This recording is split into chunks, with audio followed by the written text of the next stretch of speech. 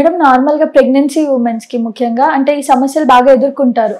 ఏమని అంటే constipation, piles అని చెప్పేసి బిఫోర్, ఆఫ్టర్ ప్రెగ్నెన్సీ ఎందుకొస్తాయి ఆడవాళ్ళకి అసలు ఈ ప్రాబ్లమ్స్? సో, జనరల్‌గా ప్రెగ్నెన్సీలో ఇంతకుముందు ఈ కంప్లెయింట్స్ చాలా ఎక్కువ చూసేవాళ్ళం. ఎందుకంటే హార్మోనల్ చేంజెస్ వల్ల ఓకే. వచ్చేవి. ఓకే.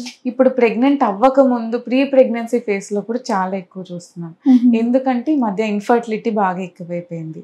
సో, ఇన్‌ఫర్టిలిటీ ట్రీట్మెంట్స్‌లో ఇచ్చే హార్మోన్స్ వీటన్నిటి వల్ల కూడా కాన్‌స్టిపేషన్ అనేది ఎక్కువయ్యి ఓకే. బిఫోర్ ప్రెగ్నెన్సీ కూడా ఈ కంప్లెయింట్స్ బాగా ఎక్కువ చూస్తున్నామనమాట. ఓకే. సో, ఫస్ట్ ప్రెగ్నెన్సీలో ఎందుకు ఎక్కువగా చూస్తామంటే ప్రెగ్నెన్సీలో మనకి హార్మోన్స్ అన్నీ మారిపోతాయి. ప్రొజెస్ట్రాన్ ఎక్కువైపోవడం, బాడీలో ఉండాల్సిన మొటిలిన్ హార్మోన్ లాంటివి తగ్గిపోవడం. ఇవేం చేస్తాయంటే మన పేగులో కదలికలను తగ్గించేస్తాయి. తగ్గించేసరికి మోషన్ ఫ్రీగా పాస్ అవ్వక వాటర్ ఎక్కువ అబ్జార్బ్ అయిపోయి మోషన్ టైట్ అయ్యి కాన్‌స్టిపేషన్ వస్తుంది.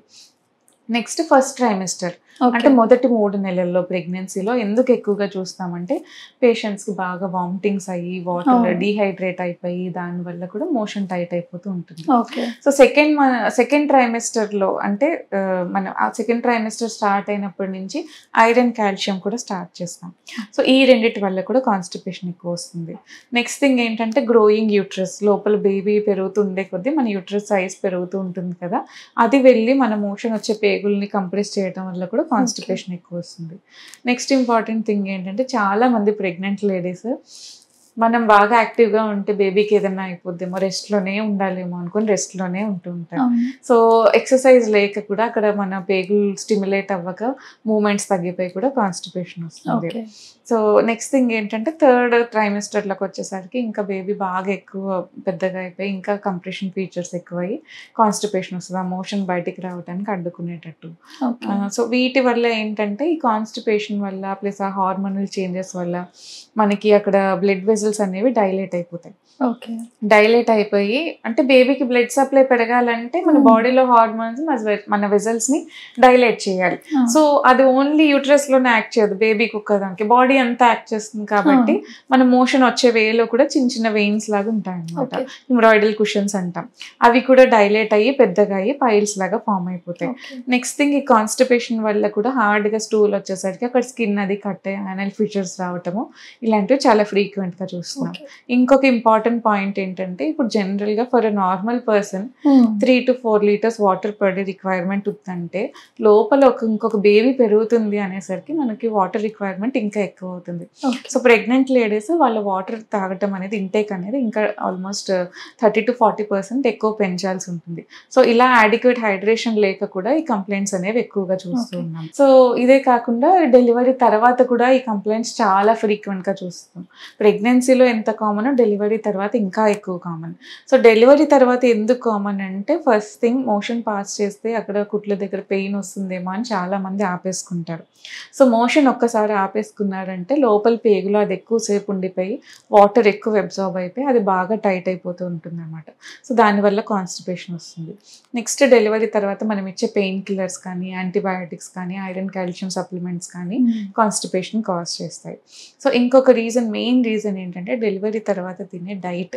చాలామంది మన పెద్దవాళ్ళు పథ్యం అని పెట్టేస్తున్నారు. సో, అందులో ఏంటంటే ఫ్రూట్స్ తినొద్దు, మిల్క్ బ్రెడ్ తింటేనే మిల్క్ వస్తది, ఒక్క పూట భోజనం చేయండి, ఇలాంటివన్నీ చూస్తున్నాం. సో, మిల్క్ బ్రెడ్‌లో ఏముంటదంటే మైదానే ఉంటది. అందులో ఫైబర్ ఏముండదు. నిజానికి మిల్క్ బ్రెడ్ తింటే మిల్క్ రాదు.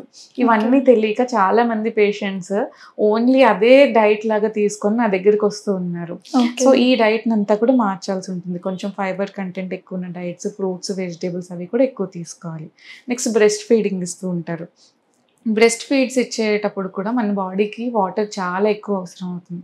సో, లిక్విడ్ ఇంటేక్ కూడా బాగా పెంచాల్సి ఉంటుంది. ఓకే. నెక్స్ట్ ఏంటంటే డెలివరీ తర్వాత మనకి వచ్చిన హార్మోనల్ చేంజెస్ అన్నీ మళ్ళీ బ్యాక్ టు నార్మల్‌కి వచ్చేయడానికి ట్రై చేస్తూ ఉంటాయి.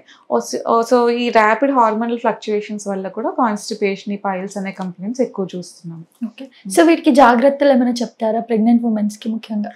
ప్రెగ్నెంట్ వుమెన్‌కి ఫస్ట్ మెయిన్ జాగ్రత్తలు ఏంటంటే డైట్. ప్రాపర్గా ఫైబర్ ఇంటేక్ బాగా తీసుకోవడం, నెక్స్ట్ ఫిజికల్ యాక్టివిటీ పెంచడం, అంటే డైలీ కొంచెం అన్నా వాక్ చేయాలి. అది ఓన్లీ కాన్స్టిపేషన్కే కాదు, తర్వాత ఈ ఎక్సర్సైజ్ వాక్ అనేది మనకి నార్మల్ డెలివరీ అవ్వటానికి కూడా చాలా బాగా ఉపయోగపడుతుంది. నెక్స్ట్ వాటర్ ఇంటేక్ ఎక్కువ ఉండేటట్టు చూసుకోవడం. నెక్స్ట్ థింగ్ ఏంటంటే ఒక్కొక్కసారి ప్రెగ్నెన్సీలో మనకి యూట్రస్ కంప్రెస్ చేస్తుంది అంటున్నాను కదా, ఈ మధ్య మనకి మొత్తం వెస్టర్నైజ్ అయిపోయి వెస్టర్న్ కమోడ్సే వాడుతున్నాం, ఇండియన్ కమోడ్స్ ఎక్కువ వాడట్లేదు. యాక్చువల్గా మన ఎనాటమీ ఎలా డిజైన్ అయ్యిందంటే మనం స్క్వాట్ చేస్తేనే మన యానోరెక్టల్ యాంగిల్ అంటాం అనమాట. యాక్చువల్లీ ఇది యానస్ అంటే మోషన్ వచ్చే వే అయితే పైన ఉన్న పేగు రైట్ యాంగిల్లో ఉంటుంది. దానికి మనం స్క్వాట్ చేసి అంటే ఇండియన్ కమోడ్ మీద కూర్చుంటేనే ఇవి రెండు స్ట్రైట్ అయ్యి మోషన్ ఈజీగా వస్తుంది. సో ఇప్పుడు వెస్టర్న్ కమోడ్స్ మీద మనం స్క్వాట్ చేయట్లేదు, నార్మల్గా కూర్చుంటున్నాం. ఈ యాంగిల్ స్ట్రైట్ అవ్వక కూడా మోషన్ ఫ్రీగా పాస్ చేయలేకపోతున్నారు అందరూ. సో ఇన్ కేస్ వాళ్ళ ఇంట్లో వెస్టర్న్ కమోడే ఉంది, ఇన్కంప్లీట్ ఎవాక్యుయేషన్ ఇలా కాన్స్టిపేషన్ సిమ్టమ్స్ ఉన్న వాళ్ళు ఒక ఇది ప్రెగ్నెంట్ లేడీస్కే కాదు ఎవరికైనా ఇది జస్ట్ ఒక స్టూల్ వేసుకొని కొంచెం కాళ్ళు రేస్ చేసుకొని పాస్ చేస్తే యాంగిల్ స్ట్రైట్ అయ్యి ఇలాంటి కంప్లైంట్స్ అన్ని తగ్గుతాయి. ఓకే. సో ప్రెగ్నెన్సీ టైంలో ఈ ప్రాబ్లం వస్తే మరి దీనికి ట్రీట్మెంట్ ఎలా ఉంటుంది? సో ఇందాక నేను చెప్పిన dietary modification, life style modification చేసుకుంటే మ్యాక్సిమం మోస్ట్ ఆఫ్ ద పేషెంట్స్కి కంప్లైంట్ రాదు. బట్ వచ్చింది అంటే ఒక్కసారి కొలరెక్టల్ సర్జన్ని ఎవరైనా కన్సల్ట్ చేస్తే ఎగ్జామిన్ చేసి ఏ స్టేజ్లో ఉన్నాయి అని చూసుకొని దాన్ని బట్టి most of the times 99% of the time మనం మెడికేషన్స్ ద్వారానే తగ్గించవచ్చు. అంటే మోషన్ ఫ్రీగా అయ్యే సిరప్స్, కొంచెం పైల్ ష్రింక్ అయ్యే మెడిసిన్స్ ఇవన్నీ పెట్టి మెడికేషన్స్తోనే తగ్గిస్తాం. ఒక్కొక్కసారి చాలా రేర్గా స్టేజ్ 4లోకి పైల్స్ వచ్చేయడం, బాగా ప్రొలాప్స్ అయిపోవడం, సివియర్ బ్లీడ్ వచ్చేయడం, తట్టుకోలేని విపరీతమైన పెయిన్ రావటం, లేదంటే అక్కడ ఇన్ఫెక్షన్ రావటం, ఇలాంటివి చూస్తూ ఉంటాం చాలా రేర్గా. సో అలాంటి వాళ్ళకి ఏం చేస్తామంటే సెకండ్ ట్రైమెస్టర్ అంటే ఫస్ట్ 3 నెలలు కాకుండా కొంచెం సెకండ్ ట్రైమెస్టర్లోకి వచ్చిన తర్వాత ప్రెగ్నెన్సీ లాస్ రిస్క్ కూడా తక్కువ ఉంటుంది, ప్రెగ్నెన్సీ స్టెబిలైజ్ అవుతుంది కాబట్టి ఆ టైంలో సర్జరీకి అనేది తీసుకోవడం జరుగుతుంది. ఇందులో కూడా చాలా మంది అడిగే డౌట్ ఏంటంటే మనం రేషియో ట్రీట్మెంట్ అది చేయొచ్చు, డే కేర్లోనే సింపుల్గా చిన్న హోల్ ద్వారానే అయిపోతుంది, మరి లేజర్ ట్రీట్మెంట్ అంటున్నారు సింపుల్గా అయిపోతుంది అంటారు, నా బేబీకి ఏమైనా ఎఫెక్ట్ వస్తుందా అని అడుగుతారు. సో లేజర్ అనేది అందరూ అనుకున్నట్టు ఏదో రేడియేషన్ లాగా మన ఓవరీస్నో బేబీస్నో ఏమీ హార్మ్ చేయదు. సో లేజర్ అనేది ఏంటంటే లేజర్ ద్వారా వచ్చిన హీట్ ఎనర్జీతో సర్జరీ చేస్తాం. ఓకే. ఇంతకు ముందులాగా పెద్ద కట్స్ ఇచ్చి బ్లీడింగ్ అయిపోయి స్టిచెస్ వేసి అలా ఏం లేకుండా చిన్న హోల్ ద్వారానే లేజర్ని పంపించి ఆ పైల్స్ అనేవి ష్రింక్ చేయడం, అంటే దాని హీట్ ఎనర్జీతో కోయాగులేట్ చేయడం.